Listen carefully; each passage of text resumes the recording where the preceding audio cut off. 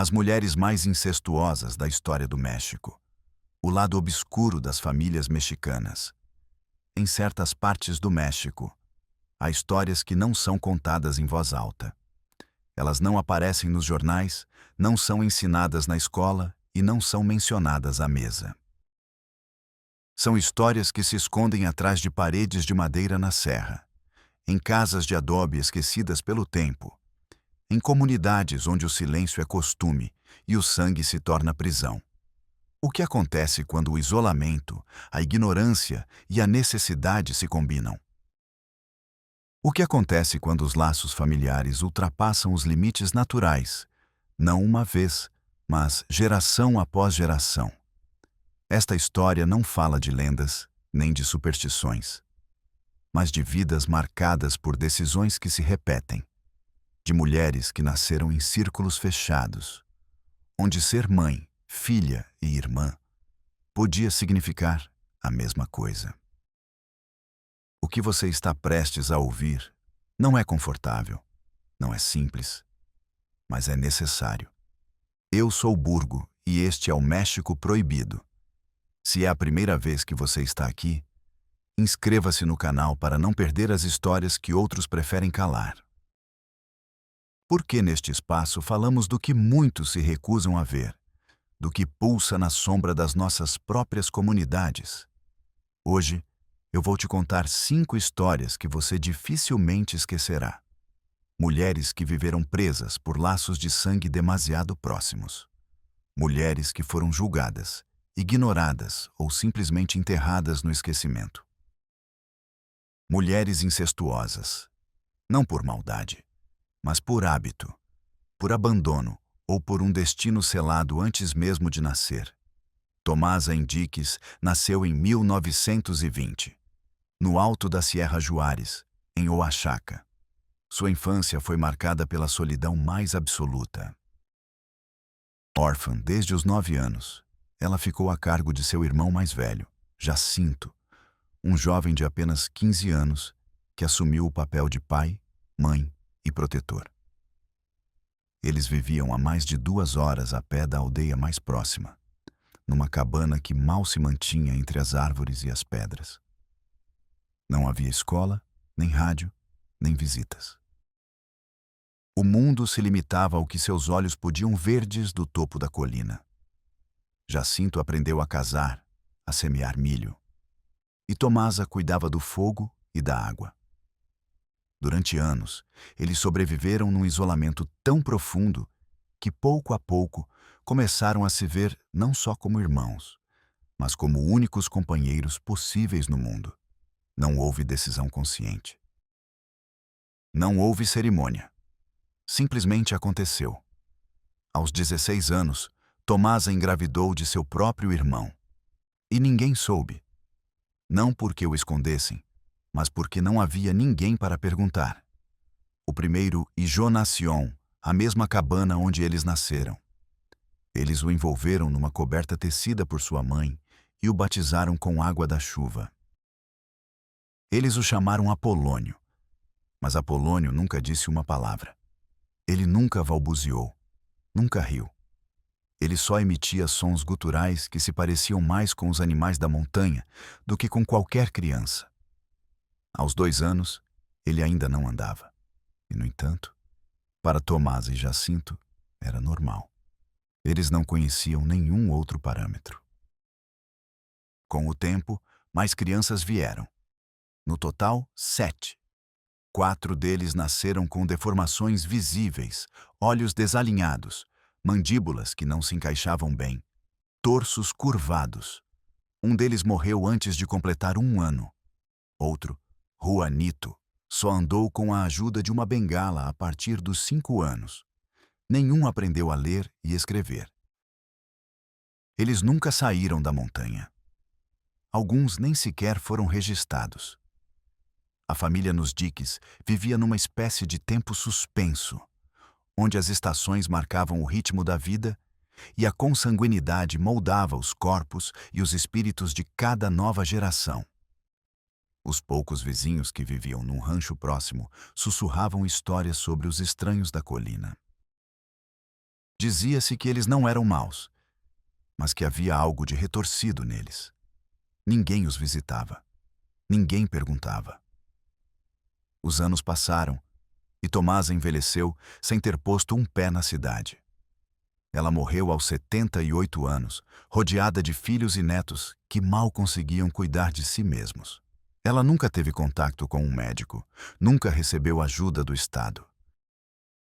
A sua história foi recolhida anos mais tarde por uma enfermeira da região que, após uma brigada de saúde, ouviu os rumores e subiu a pé para conhecer a família. O que ela encontrou lá tirou-lhe o fôlego. Mas esta história não acaba aqui. Porque um dos filhos de Tomasa, Juanito, também teve descendência. E foi com a sua irmã mais nova, Felisa. Uma relação que começou em silêncio, na mesma cabana, sob as mesmas condições. Felisa tinha 15 anos quando engravidou.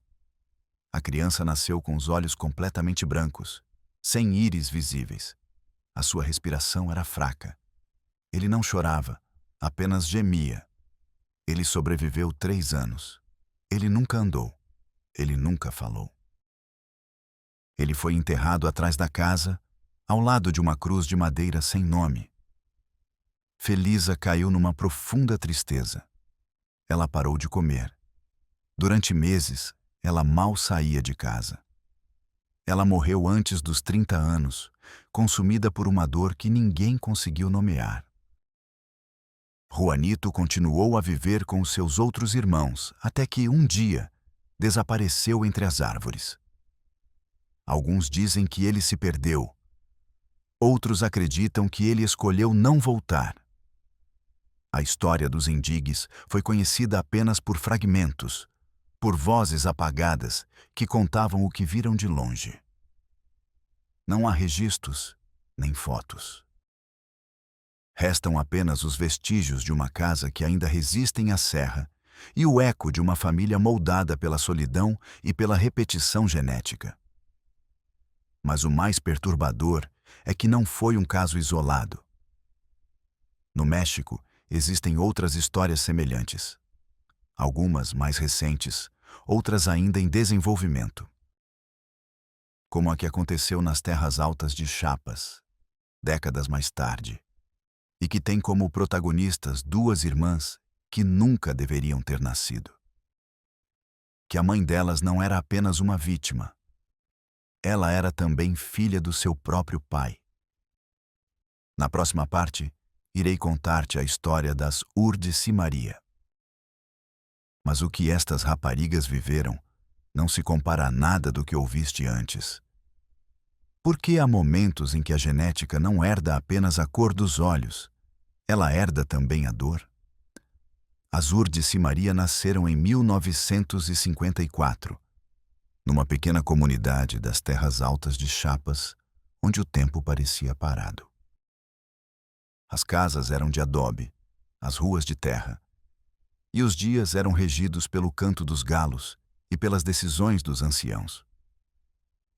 Neste ambiente rural, de clima úmido e tradições profundas, vivia Helena, uma jovem silenciosa que mal havia deixado a infância para trás, quando foi vista, pela primeira vez, com uma ligeira curva na barriga que denunciava uma gravidez. Ninguém perguntou nada. Era o costume não intervir nos assuntos domésticos. E nesta comunidade, os silêncios eram respeitados tanto quanto as orações. Helena era órfã de mãe e vivia com o pai, um homem rígido, profundamente devoto e conhecido pela sua autoridade na aldeia. Havia quem o cumprimentasse baixando os olhos. Outros preferiam evitá-lo. Quando se soube que a sua filha esperava um bebê, isso foi simplesmente aceite. As pessoas murmuravam, mas ninguém investigou. As estruturas sociais do local não deixavam espaço para confrontos. E as autoridades civis raramente chegavam a esses caminhos pavimentados entre as montanhas. As meninas nasceram numa manhã fria, com a ajuda de uma parteira experiente. Não houve complicações graves. Mas desde o início, algo não parecia totalmente normal. Lourdes não tinha uma das suas mãos desenvolvida. Maria, por sua vez, tinha dificuldades em alimentar-se e mostrava sinais do que mais tarde seria diagnosticado como uma alteração do palato. O choro delas era interrompido, entrecortado, e com os meses tornou-se claro que o seu desenvolvimento neurológico seria lento. Apesar disso, Helena cuidou delas com devoção. Ela as envolvia em cobertores tecidos por ela mesma e as carregava orando em voz baixa. O acesso aos cuidados médicos era quase inexistente. O centro de saúde mais próximo ficava agora a caminho. Os únicos tratamentos disponíveis eram infusões de plantas, com tomas quentes e a fé de que tudo passaria. As meninas cresceram dentro de casa. Elas não foram matriculadas na escola. Não havia certidões de nascimento, nem registros. Na comunidade, elas eram conhecidas como as Gêmeas de Helena, e pouco mais. Algumas crianças tentavam falar com elas à distância, mas as meninas respondiam com gestos ou olhares perdidos. Era evidente que algo as diferenciava, mas ninguém dizia nada em voz alta. Aos 7 anos, Lourdes ainda não conseguia escrever o seu nome, embora tentasse traçar figuras na terra com um bastão. Maria, em contrapartida, parecia mais reservada. Ela não falava claramente e evitava o contato físico. No entanto, ambas desenvolveram um laço profundo entre elas. Elas se entendiam apenas se olhando. Quando uma estava inquieta, a outra a pegava pela mão. Elas dormiam juntas, comiam juntas e nunca se separavam por sua própria vontade. Foi apenas aos 9 anos que uma professora comunitária, enviada por um programa estatal de alfabetização, chegou à aldeia. A sua tarefa era registrar as crianças que não frequentavam as aulas e oferecer-lhes acesso ao sistema escolar. Ao conhecer Lourdes e Maria, algo chamou a sua atenção. Não só pelas suas dificuldades de aprendizagem, mas também pelas suas condições físicas, a falta de documentação e a ausência de uma rede de apoio mais ampla. Contacto, ela tentou falar com Helena. Ela ofereceu-lhes ajuda, bolsas, cuidados especializados. Mas Helena, embora grata, mostrou-se receosa. Ela não queria expor suas filhas nem alterar a dinâmica em que elas viviam. A professora, no entanto, decidiu notificar as autoridades educacionais do estado. Não com uma denúncia, mas com um pedido de intervenção social.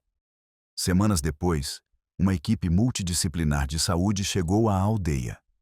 Médicos, assistentes sociais, psicólogos. Eles elogiaram as meninas, coletaram amostras, realizaram exames. Pela primeira vez, Lourdes e Maria foram observadas com lentes clínicas. Os resultados não demoraram a chegar. Ambas tinham condições de desenvolvimento associadas a fatores genéticos de alta coincidência, compatíveis com famílias nas quais os laços de sangue são próximos. O diagnóstico não veio acompanhado de culpados, mas de preocupações. Os médicos sinalizaram a necessidade de apoio especializado, de terapia da fala, de um acompanhamento neurológico e, sobretudo, de um apoio emocional. A equipe ofereceu transferi-las para Tuxtla Gutiérrez, onde elas podiam acessar um ambiente mais favorável. Helena aceitou com lágrimas nos olhos. Ela não queria se separar de suas filhas, mas ela compreendia que elas precisavam de mais do que o que ela podia oferecer. A chegada na cidade foi uma mudança radical. As meninas descobriram a eletricidade constante, os brinquedos coloridos, as camas sempre limpas e pessoas que lhes falavam com paciência. Lourdes foi integrada a um programa de educação especial. Ela aprendeu a escrever seu nome com a mão esquerda. Maria recebeu apoio fonológico e audiológico e conseguiu articular frases simples, embora ela continuasse a se comunicar melhor por meio de desenhos e sons. Ambas começaram a crescer em um ambiente de cuidados, de terapias e de estimulação. Helena foi alojada em um centro de apoio para mães em situação vulnerável. Ela recebeu uma orientação psicológica, cursos de costura e, com o tempo, ela começou a colaborar em oficinas comunitárias. Embora ela lamentasse sua terra, ela encontrou neste novo lugar uma maneira de se reconstruir. Ela nunca revelou detalhes sobre o passado. Sua história foi marcada por pausas e silêncios. Mas sua dedicação como mãe nunca foi questionada. Os anos passaram. Lourdes tornou-se ajudante de cozinha na mesma casa ou lar onde elas viviam. Maria, por sua vez, dedicou-se aos cuidados de crianças mais jovens com deficiência. As duas tornaram-se figuras amadas por todos. A relação delas permaneceu profunda, inseparável, como se juntas elas pudessem suportar tudo o que uma só não teria podido suportar. Hoje, Lourdes e Maria têm quase 70 anos. Elas continuam a viver em San Cristóbal de las Casas, em um lar que se adaptou às suas necessidades e as acolheu como uma família. Elas não viajaram para longe, não conheceram outras cidades, mas elas encontraram uma maneira de viver com dignidade. Elas têm uma pequena horta onde cultivam flores, cuidam das galinhas e escrevem cartas que elas nunca enviam. No fundo do jardim delas, há uma árvore de durazno. E cada primavera, elas a decoram com fitas coloridas que elas mesmas fabricam. A história delas não precisa de heróis nem de finais perfeitos. É a história de duas meninas nascidas num contexto difícil, que cresceram sob sombras pesadas, mas que encontraram luz nos laços que construíram fora da sua história biológica. Elas não mudaram o mundo, mas transformaram o delas. E embora Lourdes e Maria tenham conseguido sair do círculo que as prendia, nem todas as histórias têm essa possibilidade. Algumas, como a de Maruca, dissolvem-se no tempo sem que ninguém as nomeie. Uma jovem mulher sem documentos, sem escola, sem registros. Uma vida marcada pela invisibilidade e pelo costume. Na próxima parte, você conhecerá a sua história. E você compreenderá porque, por vezes, o mais trágico não é o que se vive, mas o que nunca é reconhecido. Ninguém conhecia Maruca pelo seu verdadeiro nome. Na verdade, ninguém sabia se ela tinha um. Ela nasceu em algum momento em 1977, nas zonas mais recuadas do norte de Veracruz, num povoado perto de Sontecomatlán.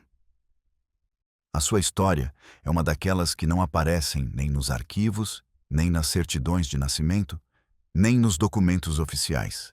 Maruca era uma criança sem documentos, sem escola, sem história fora da sua própria família. A sua existência, para o resto do país, simplesmente não contava. Mas para aqueles que a rodeavam, ela fazia parte de um ciclo repetido há gerações. O fruto silencioso da união entre dois primos irmãos, criados também como se fossem irmãos de sangue, numa família que misturava há décadas nomes de família e memórias. Os seus pais, pois era assim que eram chamados, embora ninguém os tivesse visto casar, nem ir ao registro civil, viviam à beira de um rio que transbordava todos os anos. O rancho era pequeno, feito de terra dura e de cercas quebradas. Lá nasceram 3 crianças. O mais velho, Pedro, tinha uma leve corcunda nas costas e uma voz lenta, arrastada. O segundo, Julián, só andou aos 6 anos. E depois chegou Maruca, a mais nova, uma menina magra, de olhos claros e de olhar perdido. Desde a sua mais tenra infância, ela mostrou sinais que ninguém quis ver. Ela não sustentava o olhar. Tinha tremores nas mãos e dormia durante o dia, enquanto à noite tinha o costume de passear no pátio, murmurando palavras ininteligíveis. Ela nunca foi levada ao centro de saúde. Ela nunca recebeu vacinas. Ninguém questionava isso na comunidade porque simplesmente não era raro. A aldeia estava acostumada a ver crianças diferentes, a que certas famílias tivessem mais acidentes do que outras. O conceito de consanguinidade era-lhes estranho. A ciência era algo distante, um luxo das cidades. Para eles, se uma criança nascesse deficiente, como eles diziam naturalmente, era a vontade de Deus. Maruca cresceu neste ambiente de terra quente e de chuva insistente. Ela não falava claramente, mas imitava sons. Ela sabia acender o fogo, varrer o pátio, cuidar das galinhas. Ela comunicava por gestos e por olhares. Ela era inteligente, mas sem linguagem. E embora nunca tivesse posto os pés numa escola, ela tinha uma memória fotográfica para os percursos do rio e as estações do ano. Aos 13 anos, ela mostrou os primeiros sinais da adolescência. Os seus irmãos, agora eles próprios adolescentes, começaram a mudar de atitude para com ela. Um deles, sem que se soubesse quem, aproximava-se dela à noite, primeiro falando-lhe gentilmente, depois tornando-se mais familiar, até que um pesado silêncio se instalou no seio da família. Aos 15 anos, Maruca engravidou. Ninguém a tinha visto chegar. A sua mãe, que mal saía de casa, pensou no início que se tratava de um resfriado ou de um susto. Mas a barriga cresceu, e em vez de escândalo, houve resignação. A gravidez foi conduzida em casa. Maruca mal compreendia o que lhe acontecia. Ela não protestava. Falava pouco sobre isso. Ela dava a Kirastka a impressão de viver num mundo interior, onde as coisas simplesmente aconteciam. O parto foi assistido por uma vizinha idosa, que já tinha ajudado a trazer ao mundo várias crianças no rancho. O bebê nasceu com uma cabeça desproporcionada e uma pele pálida, quase translúcida.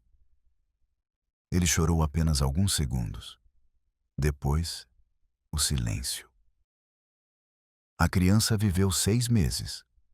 Não fixava o olhar, não reagia aos sons, não sustentava a cabeça. Alimentavam-no a colher, gota a gota, e o seu choro era um fraco gemido, como se não tivesse força para se queixar. Aos 6 meses, ele morreu uma manhã sem que ninguém o notasse imediatamente. Foi enterrado no quintal, perto de uma cruz de madeira que não tinha nome. Maruca não chorou. Permaneceu em silêncio durante dias. Depois, pouco a pouco, ela começou a sair novamente para o quintal, a apanhar lenha, a alimentar as galinhas. Como se a dor fosse apenas mais uma neblina que se dissipava com o sol. Os anos passaram. Maruca nunca mais engravidou, ou pelo menos não se soube. Ela continuava a viver na mesma casa, com os mesmos irmãos, os mesmos rostos, as mesmas rotinas. Ninguém na aldeia conhecia o seu apelido. Ela não tinha identificação. Não existia no sistema. Aos 22 anos, um grupo de voluntários de saúde chegou à aldeia com uma brigada de vacinação. Uma jovem médica, ao ver Maruca, notou algo estranho. A mulher tinha uma maneira de se mover e de olhar que não correspondia. Era como se o seu corpo tivesse 22 anos, mas a sua mente mal chegasse aos 10. A médica tentou falar com ela. Perguntou-lhe o nome. Maruca apenas sorriu. Ela pediu-lhe um documento de identidade. Não havia. Procurou o nome dela nos registros. Nada. Falou com os vizinhos. Ninguém sabia com certeza se Maruca era filha, irmã, sobrinha ou o quê. Todos a conheciam, mas ninguém podia contar a sua história claramente. A médica fez um relatório. Tentou contactar o DIF, mas a resposta foi lenta, burocrática e, finalmente, inexistente. O processo perdeu-se entre os escritórios.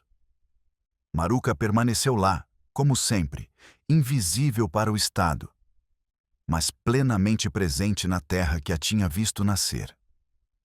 Em 2007, um antropólogo da UNAM visitou a zona para documentar práticas culturais e narrativas orais. Tendo tomado conhecimento do caso, ele subiu ao rancho, falou com a família e escreveu um relatório que nunca foi publicado. Nesse, ele descrevia Maruca como uma mulher presa numa linhagem sanguínea sem saída. Uma frase que ficou gravada nos poucos que leram o manuscrito antes que fosse arquivado. Maruca morreu em 2010, após uma febre que durou 3 dias. Maruca foi levada ao hospital. Enterraram-na debaixo de um mesquite, com uma cruz branca e a palavra Maru escrita a carvão. Nunca se soube ao certo quantos anos ela tinha. O mais perturbador da sua história não foi o incesto, nem a falta de documentos. Foi a certeza de que há muitas outras Marucas. Mulheres sem nome, sem história, sem voz. Mulheres cuja vida começou e terminou sem que ninguém, fora do seu ambiente imediato, as reconhecesse como pessoas. E embora a sua história possa parecer distante, rural, anacrônica, a verdade é que os mesmos padrões se repetem ainda hoje, mesmo em contextos completamente diferentes. Porque há lugares onde o poder e o costume prevalecem sobre a lei, onde o sangue permanece um território fechado. E em alguns desses lugares, o incesto não é o produto do isolamento, mas do controlo, como foi o caso de Nageli, uma criança nascida no meio do medo e do silêncio, dentro de uma estrutura muito mais perigosa que a ignorância, uma protegida pelas armas, pelo dinheiro e pelo silêncio forçado. Na parte seguinte, você conhecerá a sua história. Uma história onde a genética era apenas uma parte do horror, pois o verdadeiro monstro vivia dentro da sua própria casa. E ninguém, durante muitos anos, ousou enfrentá-lo. Nageli Campos nasceu em 2010, algures entre Culiacán e La Cruz de Elota, no estado de Sinaloa. O seu registro de nascimento foi assinado por uma parteira rural que não escreveu o nome do pai. A sua mãe, Yolanda, tinha apenas 15 anos quando deu à luz. Durante os primeiros meses, Nageli foi um bebê silencioso, demasiado silencioso, com olhos grandes, mas inexpressivos, e a cabeça deformada, ligeiramente alongada para trás. Pesava pouco, não segurava bem o pescoço, e os seus choros pareciam sempre contidos, como se viessem de um lugar distante dentro do seu corpo. Yolanda vivia com o seu tio Gerardo desde os 12 anos. A sua mãe tinha morrido de causas desconhecidas.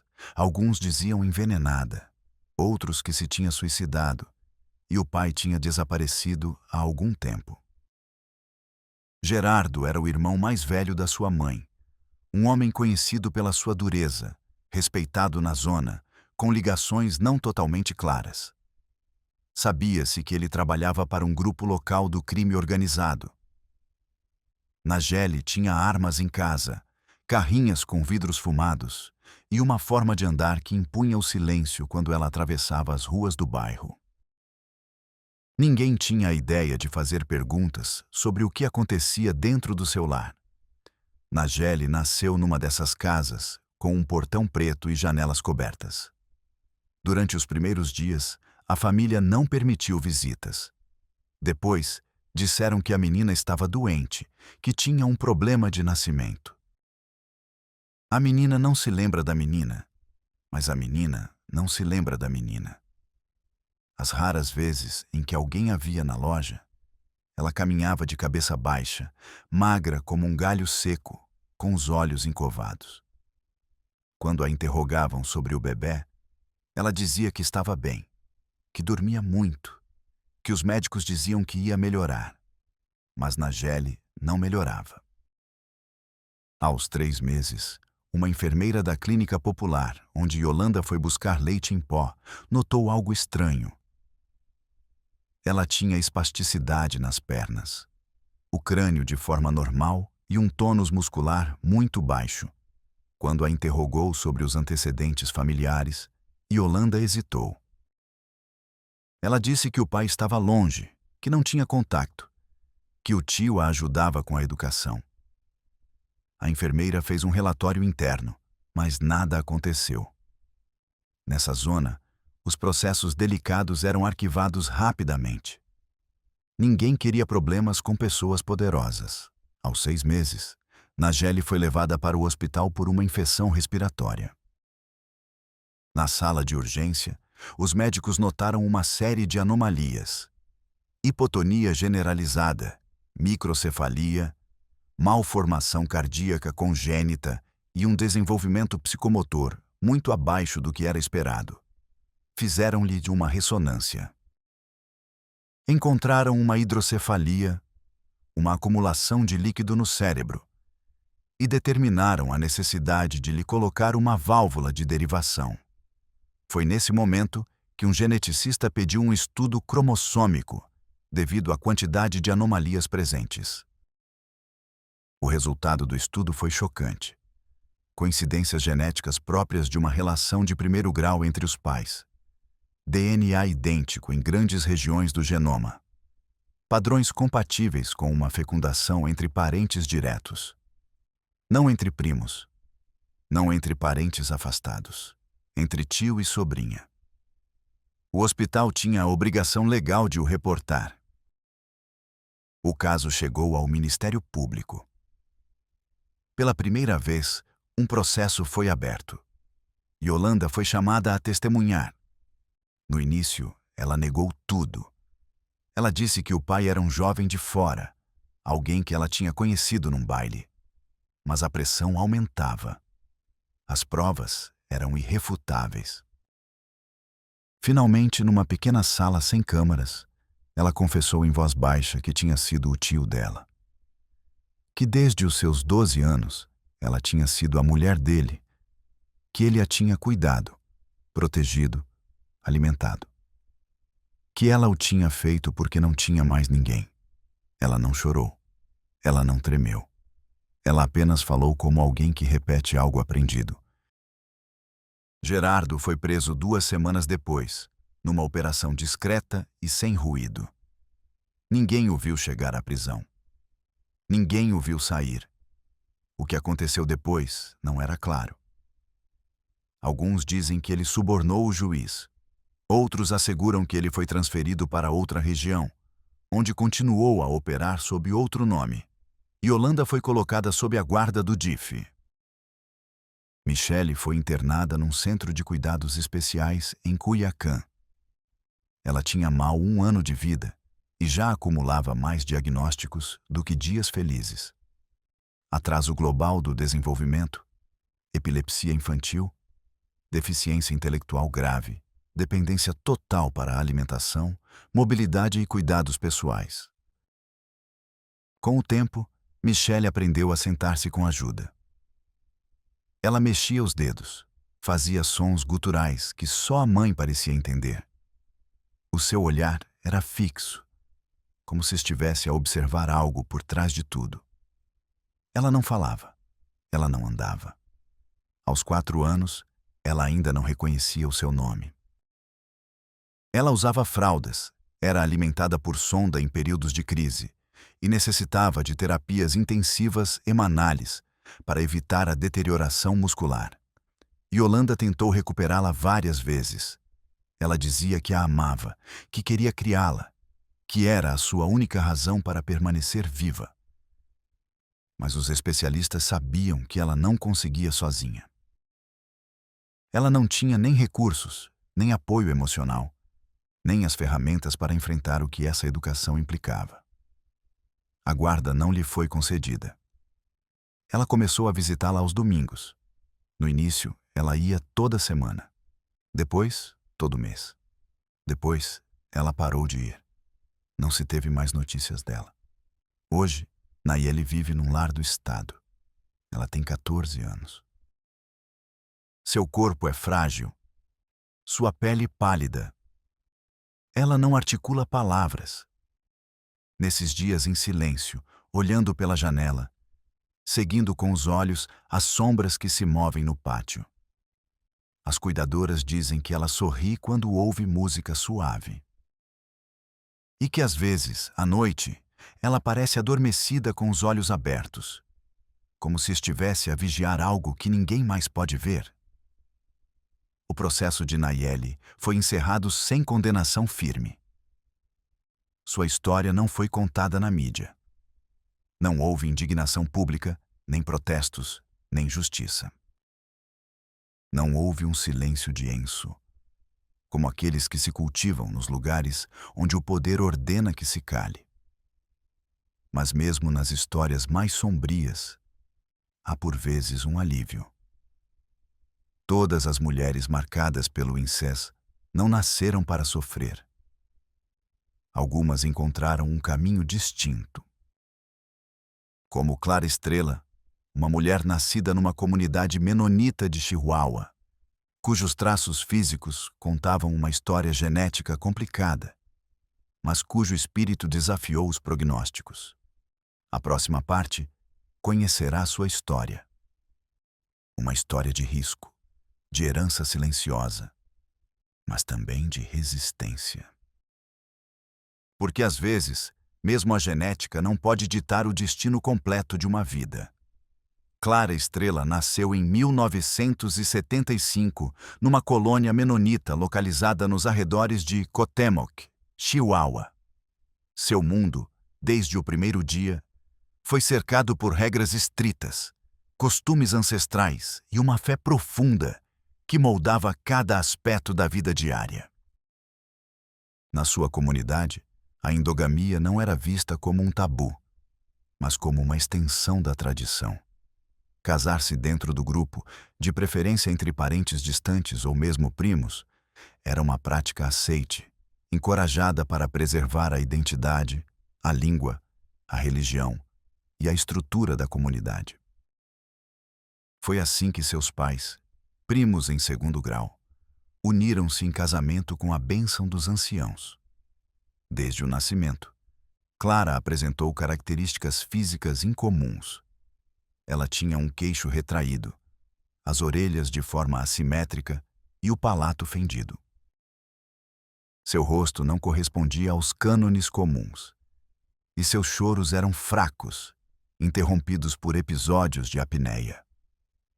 No início, os membros da comunidade pensaram que se tratava de uma prova de Deus. Mas sua mãe, uma mulher forte e silenciosa, sentiu que algo não estava bem. Ao contrário de muitas outras mães da colônia, ela insistiu em procurar cuidados médicos no exterior. Foi assim que, aos 8 meses, Clara foi levada pela primeira vez a um hospital na cidade. Lá, um pediatra experiente diagnosticou o caso. Clara sofria da síndrome de 3H Ercolins, uma condição genética que afeta o desenvolvimento dos ossos e dos tecidos faciais.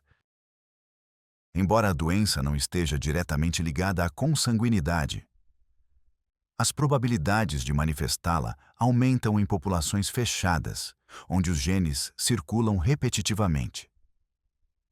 O diagnóstico foi recebido friamente pelos líderes da colônia, mas a mãe de Clara permaneceu firme.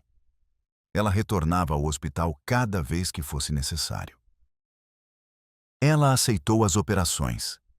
Ela aprendeu a cuidar das feridas e, sobretudo, ela decidiu educar sua filha fora da margem. Embora sua audição fosse limitada, Clara nunca perdeu a capacidade de aprender. Desde pequena, ela mostrou um interesse incomum por livros, por sinais, por letras. Ela aprendeu a ler com a ajuda de um mestre itinerante, que visitava a colônia uma vez por semana. Mais tarde, uma religiosa alemã que trabalhava como voluntária na região a introduziu à linguagem de sinais.